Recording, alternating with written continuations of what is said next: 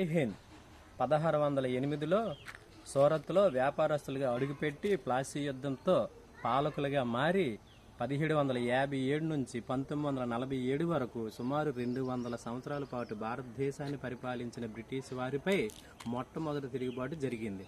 అదే సిపాలి తిరుగుబాటు. అది 1857లో జరిగింది అని మనం మన పాఠ్య పుస్తకాల్లో చదువుతూ ఉన్నాం.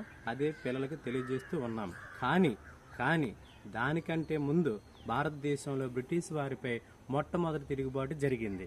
అదే మొదటి స్వాతంత్ర సంగ్రామం. అదే మన తెలుగు గడ్డపై జరిగిన తిరుగుబాటు. అదే పద్మనాభ యుద్ధం. తెల్లవాడిపై తొలి తిరుగుబాటు పద్మనాభ యుద్ధం. ఆ తొలి స్వాతంత్ర ఘట్టం పద్మనాభ యుద్ధం. విజయనగరాధీశుల పౌరుషానికి, అవిరోచిత పోరాటానికి ప్రతీకగా నిలిచినటువంటి యుద్ధం పద్మనాభ యుద్ధం. ఎన్నో ఉద్యమాలకు ఊపిరిగా ఉత్తేజాన్ని ఇచ్చినటువంటి యుద్ధం పద్మనాభ యుద్ధం. ఈ పద్మనాభ యుద్ధం అనేది 1794 జూలై 9వ తేదీన ప్రస్తుతం విశాఖపట్నం జిల్లా పద్మనాభం మండలంలో పద్మనాభం గ్రామంలో జరిగింది. ఆ యుద్ధం జరిగిన ప్రదేశం నుండే నేను మాట్లాడుతున్నాను. ఆ యుద్ధం యొక్క వివరాలు మీకు తెలియజేస్తున్నాను. అయితే అదేవిధంగా ఒప్పందం ప్రకారంగా బ్రిటిష్ వారికి చెల్లించాల్సినటువంటి కప్పానికి అదనంగా మొత్తం చెల్లించాలని, అలాగే సైన్యాన్ని తగ్గించుకోమని అప్పటి విజయనగర పాలకుడైనటువంటి చిన విజయరామరాజుకి బ్రిటిష్ వారు డిమాండ్ చేయడం జరిగింది. బ్రిటిష్ వారు పెట్టిన డిమాండ్ అయిన 8,50,000 పెస్కాల ధనాన్ని ఎట్టి పరిస్థితుల్లో చెల్లించే ప్రసక్తి లేదని, అలాగే సైన్యాన్ని ఎట్టి పరిస్థితుల్లో తగ్గించుకునే ప్రసక్తి లేదని, మీకు నచ్చిన పని చేసుకోండి అని చెప్పేసి నాటి చిన విజయరామరాజు గారు బ్రిటిష్ వారిని హెచ్చరించడం జరిగింది. దాన్ని దృష్టిలో పెట్టుకొని బ్రిటిష్ వారు విజయనగరాన్ని ఆక్రమించుకోవడం కోసం తన ప్రయత్నాలు ప్రారంభించడం జరిగింది. వారి యొక్క ప్రయత్నాలను తిప్పికొట్టడం కోసం మన చిన విజయరామరాజు గారు విజయనగరానికి దగ్గరలో ఉన్నటువంటి పద్మనాభం చేరుకొని ఆ పద్మనాభంలో అనంత పద్మనాభ స్వామి యొక్క ఆలయంలో ఈ యుద్ధ పథక రచన చేసి సైన్యంతో సిద్ధంగా ఉన్నారన్నమాట. అయితే అదే సందర్భంలో మద్రాసు నుంచి కల్నల్ పెందర్గాస్ట్ అనేటువంటి బ్రిటిష్ అధికారి నేతృత్వంలో 5 కంపెనీలకు చెందినటువంటి సైన్యంతో భీమిలిలో మోహరించడం జరిగింది.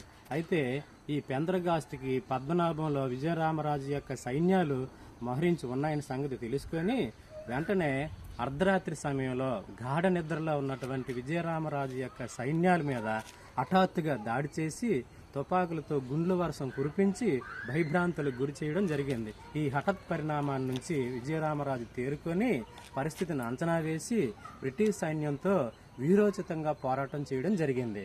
ఈ పోరాటంలో మన చిన విజయరామరాజు గారితో పాటు మరికొంతమంది సామంతరాజులు, అలాగే సైనికులు కలిపి సుమారు 800 మంది స్వర్గస్థులు అవడం, వీరమరణం పొందడం జరిగిందనమాట. అయితే చిన విజయరామరాజు గారి వీరమరణం పొందినటువంటి ప్రదేశంలో ఆయన యొక్క సమాధిని నిర్మించడంతో పాటు ఆయన యొక్క విగ్రహాన్ని కూడా ఏర్పాటు చేయడం జరిగిందనమాట. అయితే ఆ విగ్రహాన్ని, ఆ సమాధిని చూసినటువంటి ప్రతి ఒక్కరు కూడా, అంటే బ్రిటిష్ వారిని భారతదేశంలో ఎదిరించినటువంటి మొట్టమొదటి వీరుడి యొక్క సమాధిని చూస్తే ఒక సాంఘిక శాస్త్ర ఉపాధ్యాయుడిగా చాలా బాధగా అనిపిస్తుంది. అది ఎలాగుందో మీరు కూడా ఒకసారి చూడండి రండి. ఇదే మన చిన విజయరామరాజు గారి యొక్క విగ్రహం. బ్రిటిష్ వారి మీద తొలి తిరుగుబాటు చేసినటువంటి మహనీయుడు, వీరుడు, సూర్యుడు ఇతనే మన చిన విజయరామరాజు గారు. అలాగే ఈయన ప్రక్కన ఉన్నటువంటి సమాధిని మనం ఇప్పుడు చూద్దాం రండి.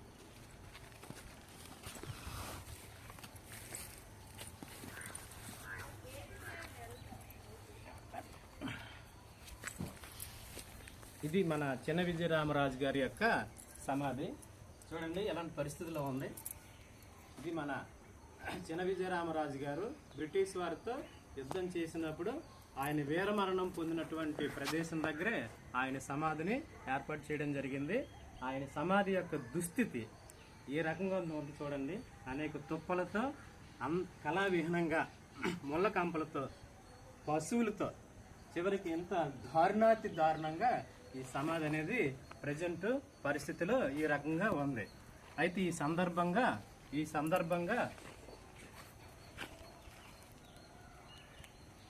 సందర్భంగా పూజ్యులు గౌరవనీయులు ఆర్య అయినటువంటి శ్రీ శ్రీ శ్రీ అశోక్ గజపతిరాజు సార్ మీకు నమస్సుమాంజలులు.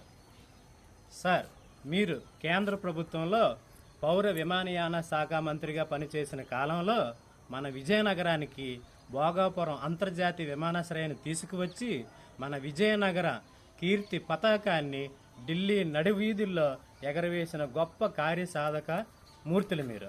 అంతకు మించి మీరు మీ యొక్క రాజ సౌధాన్ని, అంతఃపుర మందిరాలను విద్యార్థుల విద్యకై త్యాగం చేసినటువంటి గొప్ప త్యాగమూర్తులు మీరు. అటువంటి మీరు ఈ చిన విజయరామరాజు గారి యొక్క ఈ సమాధి దుస్థితి చూసి ఇది ఒక చారిత్రక ప్రదేశంగా తీర్చిదిద్దుతారని, ఆ తీర్చిదిద్దేగలిగినటువంటి సామర్థ్యం మీకు మాత్రం ఉందని చెప్పేసి నా యొక్క భావన. సార్, ఒక్కసారి ఆలోచించండి. అలాగే అమ్మ అతిథి విజయలక్ష్మమ్మ గారు మీకు నమస్సుమాంజలులు. అమ్మ, మీరు కొత్తగా ఎమ్మెల్యేగా ఎన్నికయ్యి అనతి కాలంలోనే ఎన్నో ప్రజోపయోగకరమైనటువంటి అనేక పనులు చేపట్టి విజయనగర నియోజకవర్గ ప్రజల మనసుల్లో చిరస్థాయిగా నిలిచిపోయినటువంటి గొప్ప కార్యదీక్ష పరులు మీరు. అలాంటి మీరు ఒక్కసారి మన చిన విజయరామరాజు గారి యొక్క సమాధి దుస్థితి చూసి ఈ సమాధిని చారిత్రక ప్రదేశంగా మార్చి ఈ వీరుడి యొక్క త్యాగాన్ని భారతదేశం అంతా గుర్తించేటట్లు, ఈ వీరుడి యొక్క వీర మరణానికి తగిన గుర్తింపు ఫలితం మీరు చేకూరుస్తారని మిమ్మల్ని అర్థిస్తూ ప్రార్థిస్తూ వేడుకుంటూ జై హింద్, జై చిన విజయరామరాజు, జై జై చిన విజయరామరాజు. నమస్తే.